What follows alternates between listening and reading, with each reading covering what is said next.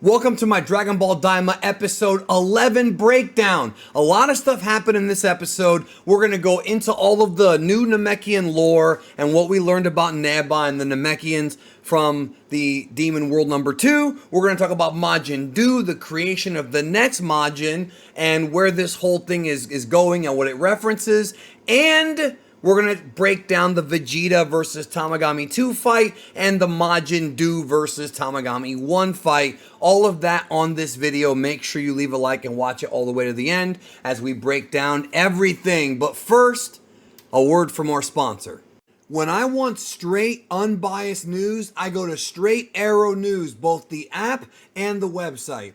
The truth is that a vast majority of news organizations have their own agenda, and thus they have their own bias. And because of that, I don't trust them. But with Straight Arrow News, I can read the latest in politics, business, military, tech, even sports, without feeling like I'm being lied to. Also, Straight Arrow News has editorials and podcasts from a variety of people that represents all parts of the political spectrum. Right now, go to san.com/geekdom. It helps me out and it helps you get straight news on your browser, on your PC, or on your device. Check them out today. Obviously, I'm going to open this breakdown video with Nebba because he gave us some Namekian lore, but before then, he did something that I was not expecting. Apparently, the theme song for original Dragon Ball, Makafushigi Adventure, he knows it because he sings it, albeit rather poorly.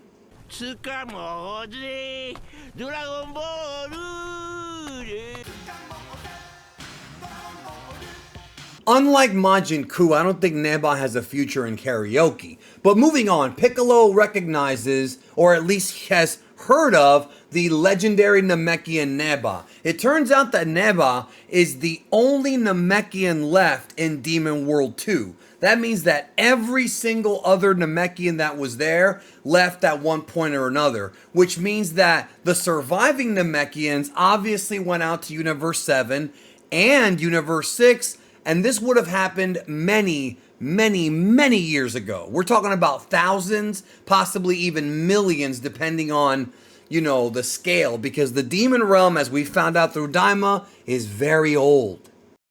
Now, Nebba recognizes Piccolo and says that he reminds him of Katats. This is whom we talked about last week in the breakdown, the original nameless Namekian. That is to say, when Piccolo and Kami were originally one being that came to Earth, was known as the son of Katats, or the son of Katatsu, depending on how you want to pronounce his name.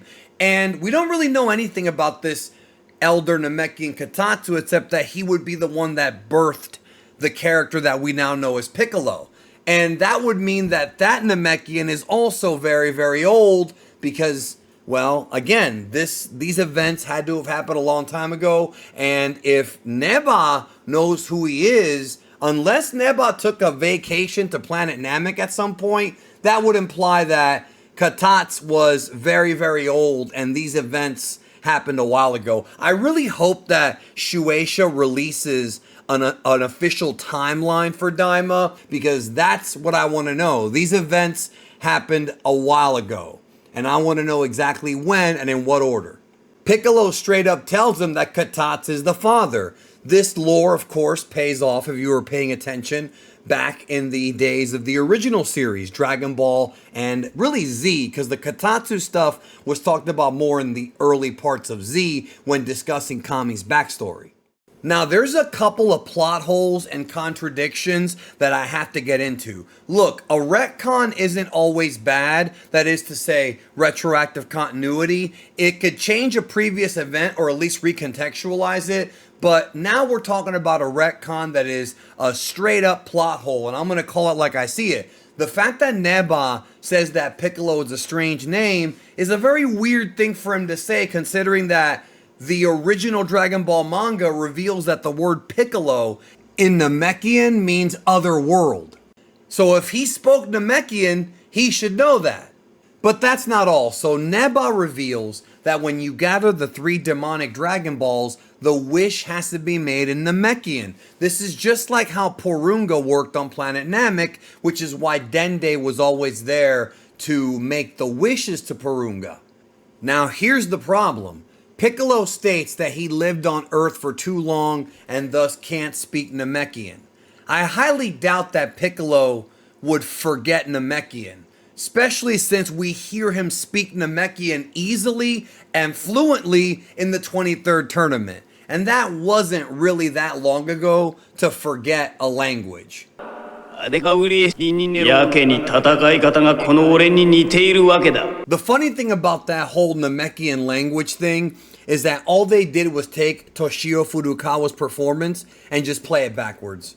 That's how they got the Namekian language. I've seen some people try to defend this, and they say stuff like, well, maybe he forgot. First of all, the 23rd tournament wasn't that long ago. As of the point of Dragon Ball Daima, it was only about 16 or so years. Secondly, Piccolo, as the nameless Namekian, was on Earth for hundreds of years, away from the Namekian people on Earth, never forgot the language, plus he's already got Kami and Nail inside of him, so whatever rustiness he may have had with the language, when he absorbed Nail, that should have been fixed considering he was a Namekian from planet Namek. Let's not make excuses, let's be real, this does not make sense. So anyways, Nebba does confirm that Goma wanted to make them children because he thought it would nerf them. Obviously it may have temporarily, but not enough for them to stop them completely. He didn't expect them to go into the demon realm, and so Pansy asks him why he doesn't just overthrow Goma himself and stop him. Because Nebba does not seem to be a villain, and he's not. And he says because Namekians should not be involved in conflict. The whole thing is that the three Tamagamis together, if they work together, because we did confirm here that Nebba did create them, could overthrow Goma. Obviously without the third eye. But he doesn't because he wants to avoid conflict, which leads to a funny scene with Piccolo. But of course, Piccolo's conflict is much different than his. Nevertheless, the thing about Nebba is that he's not a villain. He is neutral. He pretty much only goes along with Goma's schemes, probably because Goma has the ability to extend his life using that life sucker lava lamp machine that we saw in episode 4 or 5. And so I think Nebba is using that to live longer, but he's not necessarily evil. He's more neutral. Nebba reveals that the Dragon Balls were originally meant as something of a reward to the Namekians for their efforts. This is very similar to what was said about the Namekian Dragon Balls from planet Namek. Remember, the Dragon Balls were originally made for righteous uses, not for evil uses. And as a result of that, it sort of shows the importance of the Namekians as alchemists, and it shows that the Dragon Balls have a greater purpose than just turning people into kids or wishing for panties. They can actually solve problems. But like with everything, evil people have to come and make it bad for the rest of us. And that is why the Tamagami exist. They are literally there to make it so it's not so easy to get the Dragon Balls. So Majin Duu was a dud, a failed experiment. And what do you do when an experiment fails? You try another one. So Marba reveals there are more pieces of Majin Buu to use in their next concoction. This time for the creation of the next Majin, it's determined that they have to put the Cyberman seed closer to the bottom of the soil. And it's exactly got to be 20 centimeters, which is what Majin Duu does here. Now, it doesn't really explain why, but the implication here is that the closer that the seed is deeper into the ground, the more powerful this new Majin will be. So already they're telling us that Majin Duu is going to be stronger than Majin Duu, which is pretty close. Well, not pretty close, it's fact. He is stronger. Marba is the one that names him Majin Duu. Now, what is the pun here? Well, there's a couple different ones it could be. With Majin Duu and Majin Ku, they could be referencing Count Dooku from Star Wars, because we have a lot of Star Wars references, so Toriyama could be paying homage to that. Or because the Japanese alphabet is different, Majin Ku can be spelled with a C or with a K. Now, the official translations have it with a K, but if you think about it, if Buu is B, and then Ku is C, and Duu is the next one, D, then that would mean that it's just going in alphabetical order. Here we have Majin Duu. Now, a lot of people have been asking me for weeks about whether or not Janemba would be in Dragon Ball Daima, and I said, no, but there's something interesting coming up. That is to say, on my live streams, I wouldn't really go into any of the leaks. But clearly, Majin Duu resembles not only the Fat Majin Buu, but also looks a bit like Janemba's first form from the 12th Dragon Ball Z movie, Fusion Reborn. Granted, I don't think it's a direct reference to Janemba. Clearly, there's some similarities, the yellow color and the chubby overall look, but no, there is no actual Janemba in Daima. This may be the closest you're going to get. Sorry, I love Janemba too. He's my favorite movie villain. It's not happening. And also, this fake poster that teased Janemba that came out a few days ago, yeah, this is fake. There is no Dragon Ball Super arc with Janemba coming back, although that'd be awesome if it were true.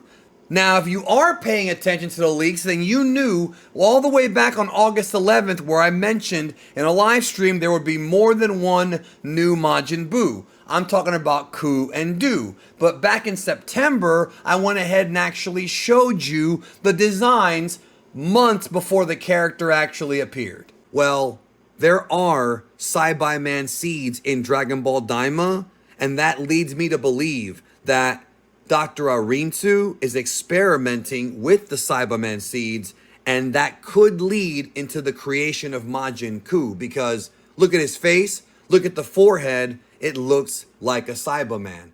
After screaming, the first thing that Majin Duu says is, Incha. Now, what is Incha? What is this a reference to?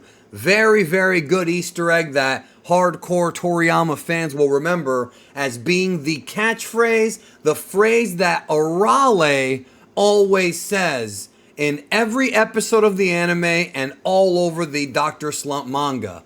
This was a nice homage to the first work that made Toriyama a success. You can immediately tell that Majin Duu is a lot like Majin Buu. He wants chocolate. Now, he doesn't have the ability to turn somebody into chocolate, or at least we haven't seen it yet. But he has the same appetite as Buu. So Majin Ku makes a quick trip to the convenience store to bring back some chocolate for Majin Duu, and he ends up eating not only the one that he got for Majin Duu, but the one that he got for himself. This guy has a hell of an appetite. Immediately, these guys are a comedic pair. Majin Ku is so happy to have I was going to say older brother, but he's the older brother, a younger brother who probably behaves more like an older brother because Majin Ku looks up to him, as we see in the fight with the Tamagami later. So that's what's coming next. Dr. Arinsu wants Majin Duu to try to battle the Tamagami. So the climax of the episode gives us two fights going back and forth at the same time. Majin Duu challenges Tamagami 1 for the 1-star Dragon Ball, while Vegeta challenges Tamagami 2 for the 2-star Dragon Ball. Majin Duu starts the offensive with a cannonball type of move, using his body as a ball projectile, lunging it at Tamagami 1. This was obviously borrowed from Super Buu, doing the same thing all the way back during his battle with Gotenks in that part of the Buu arc. Duu shows off his speed and agility, landing a kick, and then basically trying to get the Tamagami to chase him. He does so and lands another kick to the stomach. So already Majin Duu is doing better, way better than Ku. Tamagami 2 then fires a Ki Blast, which of course is magic in the demon realm, and Majin Duu is able to sink his head into his body to avoid the attack. This is a classic move by Majin Buu. Now, this would imply that the body makeup of Majin Duu is a lot more like Majin Buu's, and because of that, that means that there's a high probability that Majin Duu can absorb. So, what's going to happen if Majin Duu absorbs Majin Ku and they make Majin Dooku? I'm not saying that's going to happen, that's not a spoiler, but it's possible. Then Majin Buu tries to manipulate energy himself and winds up accidentally burning his own face. This is reminiscent of the fact that Majin Buu can learn techniques just by seeing them once. We see Fat Buu do the Kamehameha on Goku when he fought Goku on top of West City after seeing it once, and we have Kid Buu learning teleportation after seeing that once. Majin Buu has always been a prodigy, and this is why Goku wanted Majin Buu to get reincarnated with a good soul so that the power can be harnessed for good instead of evil, and so that Goku could have another training partner to test his skills against. Meanwhile, Vegeta steps up to challenge Tamagami 2, and when Tamagami 2 sees that he's just a kid, he tells him to go home and suckle on his mom's teat. This line was taken almost word for word from the second Dragon Ball Z movie, The World's Strongest, from Dr. Kochin. Once Tamagami 2 sees that his creator is with them, he knows that Vegeta's for real. Tamagami number 2 is such a badass with that trident. I mean, wow. Just cool as hell. The Tamagamis have been some of my favorite things about Daima. Vegeta, being far more aggressive than Goku, opens the fight with a Ki Blast, but this is just done as a distraction, as Tamagami is easily able to dodge it and deflect it, allowing Vegeta to come in and basically try to get on the inside. But he can't at first because the Tamagami's got a long-range weapon, and of course, Tamagami uses that to push Vegeta back. Vegeta then tries to go long range again with another Ki Blast, but once again he misses. However, once again that's a distraction because Vegeta is able to get behind Tamagami 2, but it also does not work as Tamagami saw him coming.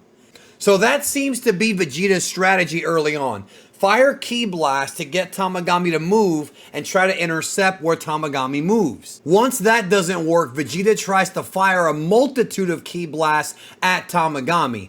This is a very common strategy that Vegeta's used in previous fights. However, Tamagami 2 is able to dodge all of that and get up to Vegeta point blank range. Then he goes for an attack, but Vegeta dodges. Vegeta then tries to go around him and try to find an open spot to attack, offensively going after Tamagami 2 with fists, one after another. And he actually manages to connect a few hits on Tamagami 2. I mean, he's rocking him for a little while there. He goes for a big Ki Blast to, I suppose, round off the attack on Tamagami 2 at point blank range. But even though Goma may be shocked at what he's seen, Tamagami 2 is alright. Not only is Tamagami 2 alright, but he comes at Vegeta with a flurry of slashes with his trident. I mean, this is just great looking stuff here. Tremendous work by the animation staff. Vegeta is able to swat all of those attacks away, except for the very last one, which manages to graze Vegeta's cheek, and we see blood. Finally, blood in Dragon Ball Daima. Elsewhere, Majin Ku uses all kinds of strange attacks to try to get close to Tamagami 1, but he manages to block all those attacks Miyagi style. Then Tamagami 1 fires a mouth blast, and once again, Majin Duu ducks his head into his body, avoiding it. I may have accidentally called him Majin Ku, but I meant to say Majin Duu. So Duu gets on top of him and is trying to just straight up smother the guy. Duu is doing these weird moves all around Tamagami 1, and once again he dodges with his head like a turtle. Then he retaliates with a barrage of green Ki Blast to Tamagami 1's back. Vegeta once again goes for a barrage of energy blasts that Tamagami 2 is able to just get through and swipe away. Then Tamagami 2 does this really badass move where he takes the trident, forms it into a cross, and the cross fires a ki blast back at Vegeta. Man, I hope these guys are going to be playable in Sparking Zero, man. Make no mistake, this attack was very powerful as Vegeta's trying to push it back with all his might, but ends up getting sent down into the water. Then, as luck would have it, a Kraken. Yes, the same thing we talked about on last week's breakdown video. The Kraken creatures from Demon World 2. What is this, Pinocchio?